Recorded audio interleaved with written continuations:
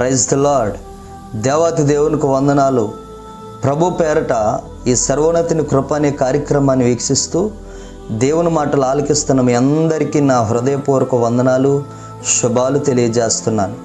ఈ రోజు కొరకు ఏర్పాటు చేయబడినటువంటి దేవుని వాగ్దానం ఆదికాండము 15వ అధ్యాయము 4వ వచనము.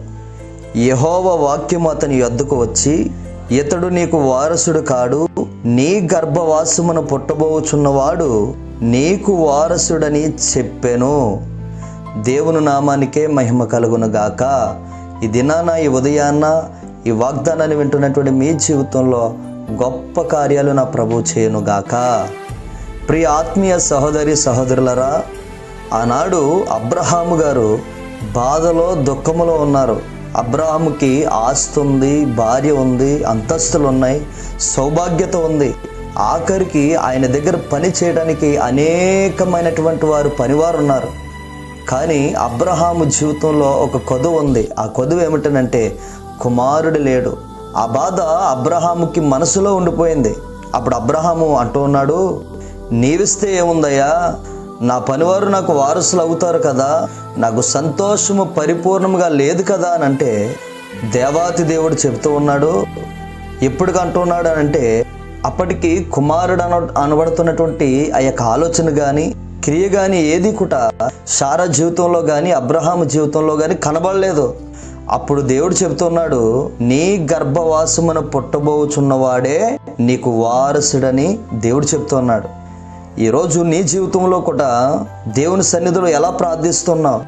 నా జీవితంలో ఈ కష్టం తొలగట్లేదు, నాకు ఈ ఇబ్బంది ఉండిపోయింది, ఈ కొదువు ఉంది, ఈ అవసరత నాకుంది, ఈ వేదన దుఃఖమే నాకు మిగిలింది, నాకు కలిగినటువంటి సమస్యలు అలాగనే ఉండిపోయాయి. ఏ విషయంలో నువ్వు చింతిస్తూ బాధపడుతూ ఉన్నావో ఈరోజు ఈ వాగ్దానం వింటున్నటువంటి ప్రియ సహోదరి సహోదరులరా, దేవుడు నీతో మాట్లాడుతూ ఉన్నాడు. ఆనాడు అబ్రహాము యొద్దకు కూడా వాగ్దానము ద్వారా గొప్ప కార్యాలు ప్రభు అనుగ్రహింపజేశాడు. నిన్ను చూసిన నీ తండ్రి నిన్ను బలపరచబోతూ ఉన్నాడు. నీ జీవితంలో ప్రభు ఒక అద్భుతాన్ని చేయబోతూ ఉన్నాడు. అది నీ ద్వారాను మాత్రమే జరగబోతూ ఉంది. బిడ్డలు లేరని చింతిస్తున్నావా? గర్భఫలం లేదని అందరూ అవమానిస్తున్నారా? బిడ్డలు లేరని ఎదుటివారి పిల్లల్ని చూసి నువ్వు దుఃఖిస్తున్నావా? ఆ ఆలోచన నీలో నుండి తీసివేసే, ఇదిగో నీ సంతానము కానిది నీది కాదు, నీ వారసులు కానిది నీ వారసులు కాదంటున్నాడు నా ప్రభు. ఇదిగో నీ గర్భవాసమున పుట్టబోవాడే నీకు వారసుడగినని నా ప్రభు వాగ్దానము ద్వారా నీకు గొప్ప కార్యాన్ని అనుగ్రహింపచేయను గాక. ఆమేన్. దేవుడు అనేక మందికి దీవెనకరంగా నిన్ను మార్చబోతూ ఉన్నాడు. ఒక సాక్షిగా నిన్ను నిలబెట్టుకోబోతూ ఉన్నాడు. బాధాకరమైనటువంటి విషయం ఏమిటనంటే చాలామంది ఆశీర్వాదాలు పొందుకుంటున్నారు, దీవెనలు పొందుకుంటున్నారు, కానీ కృతజ్ఞత అనేది మరిచిపోయి దేవుని యొక్క సాక్షులుగా నిలబడకపోవడం వలన చాలా దేవుడు దుఃఖిస్తూ ఉన్నాడు. నేను అంటాను, దేవుడు చేసిన కార్యాన్ని బట్టి, దేవుడు చేసినటువంటి గొప్ప మేలులను బట్టి నువ్వు ఒక సాక్షిగా నువ్వు నిలబడాలి. ఒక కృతజ్ఞత కలిగి నువ్వు ఉండాలి. దేవుని సన్నిధిలో ఉండాలి, దైవజనుడికి ఉండాలి. దేవునికి మరీ అధికముగా నువ్వు కృతజ్ఞుడుగా నువ్వు ఉండాలి. దేవుని యొక్క వాగ్దానాన్ని అబ్రహాము గారు నమ్మితే అది అతనికి నీతిగా ఎంచబడిందట. దేవుడు బయటకు వచ్చి ఆకాశ నక్షత్రాలను నువ్వు లెక్కించమని చెప్పినప్పుడు ఆ మాటను వెంటనే అబ్రహాము గారు నమ్మారండి. ఈరోజు దేవుడు నీతో మాట్లాడుతూ ఉన్నాడు. నమ్మాలి దేవుని వాగ్దానాన్ని. అవిశ్వాసాన్ని నువ్వు విడిచిపెట్టడంతోనే ఈరోజు నీ జీవితంలో ఒక మార్పు ప్రారంభించబడిపోతూ ఉంది. దేవుని మీద గొప్ప విశ్వాసంతో ఈ దినం నుంచి ప్రార్థన చేయడం ప్రారంభించు.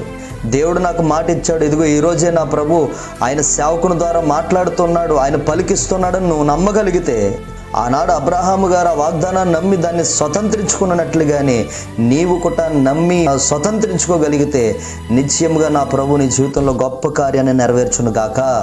ఇదిగో నా ప్రభు ఈ దినాన్ని అప్పుల గురించి మాట్లాడుతున్నాడు, నా కుటుంబ పరిస్థితి గురించి మాట్లాడుతున్నాడు, నా కలిమి చేత ఏ రీతిగా అయితే నేను బాధపడుచున్నాను వాటి గురించి నా ప్రభు నాతో మాట్లాడుతూ ఉన్నాడని, ఇదిగో నా జీవితంలో నాకున్నటువంటి పర్సనల్ ప్రాబ్లంలు అన్నీ కూడా నా ప్రభు నాతో మాట్లాడుతున్నాడని నువ్వు నమ్మగలిగితే, ఈ వాగ్దానాన్ని ఎత్తి పట్టుకుని నువ్వు ప్రార్థన చేయగలిగితే, ఆనాడు అబ్రహాము జీవితంలో నెరవేర్చినటువంటి కార్యాలు, ఆయనకి పరిపూర్ణమైనటువంటి సంతోషాన్ని ఇచ్చినటువంటి దేవుడు ఈరోజు నీ జీవితంలో కూడా అధిగమించినటువంటి కార్యాలను నెరవేర్చి గొప్ప సంతోషాన్ని నీకు కలగజేయబోతున్నాడు. నమ్మిన వారి జీవితంలో ఈ కార్యాలన్నీ కూడా పొందుకుందురు గాక. ఆమేన్. ప్రార్థన. ఆశ్చర్యకరుడా, ఇదిగో నాయనా, నీ ఘనమైనటువంటి నామాన్ని స్తుతిస్తున్నాం. ఈ రోజు కొరకు ప్రభువా, మీరు ఇచ్చినటువంటి ఈ యొక్క గొప్ప వాగ్దానాన్ని బట్టి మేము ప్రార్థిస్తున్నాం. ఇదిగో ఈ వాగ్దానం, ఈ మాటలు వింటున్న ప్రతి వారి జీవితంలో నెరవేర్చి స్థిరపరిచి అనేక మంది నిన్ను ప్రేమపూర్వకంగా అంగీకరించేటట్లుగా సహాయము దయచేయమని నజరుడైనటువంటి యేసుక్రీస్తు నామమున ఈ యొక్క ప్రార్థన ద్వారా అడిగి పొందుకొనుచున్నాము నా తండ్రి. ఆమేన్. Praise the lord.